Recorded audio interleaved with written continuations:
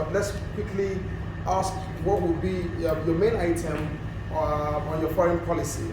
What will be your main item? Because a lot of people have said that anybody who eventually turns out to become the president of Nigeria will have a lot to deal with locally, because the factors of production are not in place as to generate a lot of funds. So it meant that you're going to have a lot of looking at a lot of investment and a lot of rebuilding of international confidence. So if you look at foreign policy, what will be the main item on your foreign policy list, at least to start with that?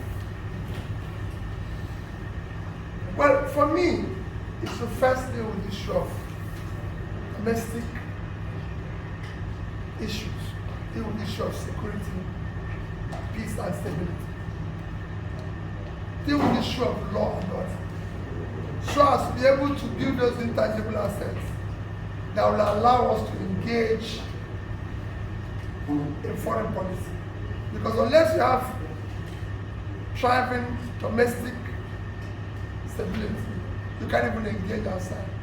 We will remain Afrocentric, but engaging other foreign countries in an organized manner that they will see Nigeria attractive. How do you intend to turn the fortunes of Nigeria's economy around? Seeing that almost everything is on its head, the monetary policy and all of that. How do you intend to, as a way of economic policy, turn around the fortune that we see today that makes you the best candidate out of all of the people that are contesting who are equally saying things like this? Well, for me, first thing you need to deal with, like I said, initially, there's a lot today that we need to deal with quickly. And first among them is to ensure that you stop waste in all ramifications. Start removing those things that is actually brought us where we are.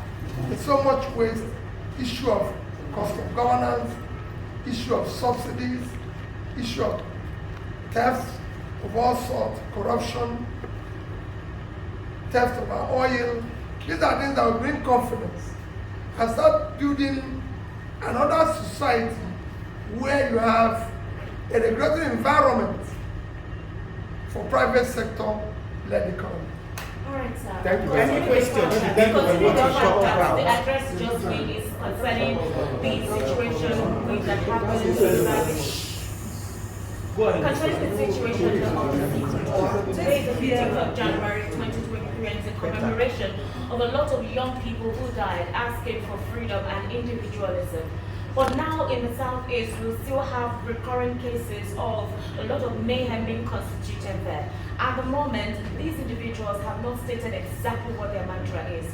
But the one thing they've always asked for is for freedom and the right to be and how they want to be.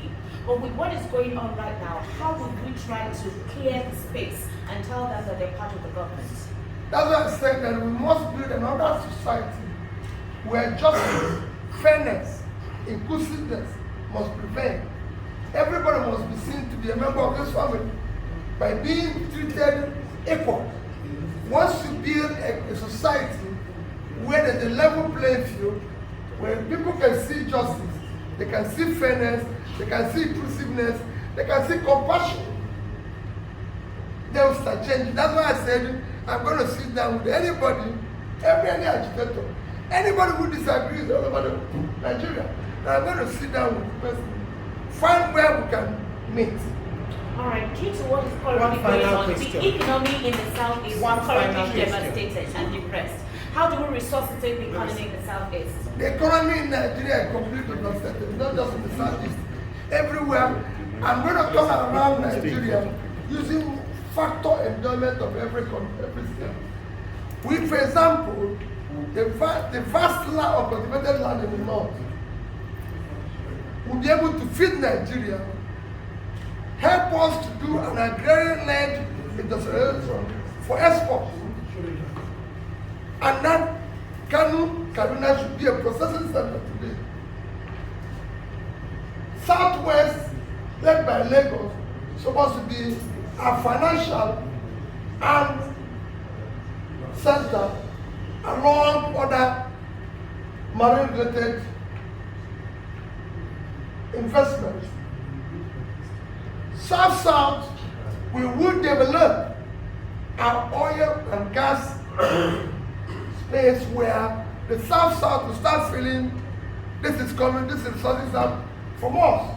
Start cleaning up the environment up, making it worthwhile for them to live.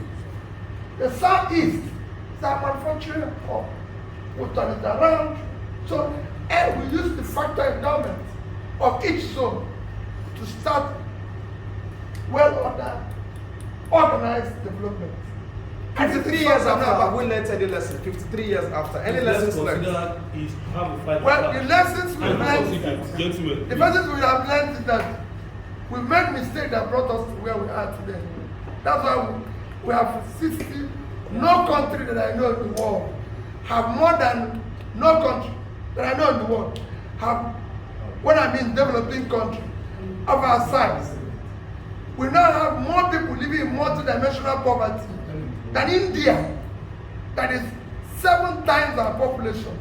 India multidimensional poverty is about 7%. Ours is 63%.